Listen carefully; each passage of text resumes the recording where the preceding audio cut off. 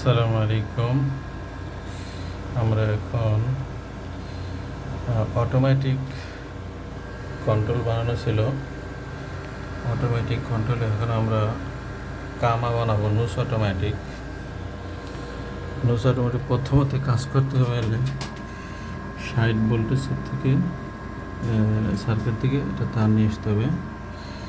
তার নিয়ে দিতে হবে হোক 44 কমন 60 ভোল্টেজ। তারপর কমন মাইনাস থেকে আর একটা তার আনবে ডাইরেক্ট এই যে দিতে হবে সিআরসি। এরপরে সিপি থেকে একটা তার নিয়ে যেতে হবে এসিতে। এই গেল একটা প্রোগ্রাম। এরপরে এসি আর একটা তারটা নিয়ে ডাইরেক্ট এই যে 3.7 ভোল্টেজে লাগাই দিতে হবে। গেল। এরপরে হলো এই কার্ডের সিএমটা আগে যে কার্ডে লাগানো থাকবে এইখান থেকে খুইলে লাগাইতে হবে এইখানে কমনে।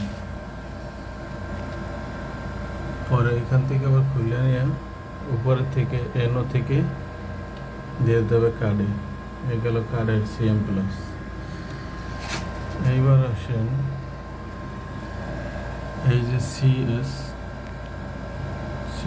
রিলে থেকে সিএস A2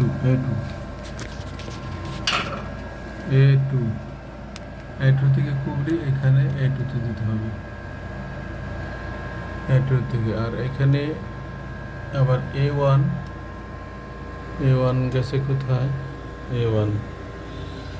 A1 তারটা নিয়ে দিতে হবে এই যে ফার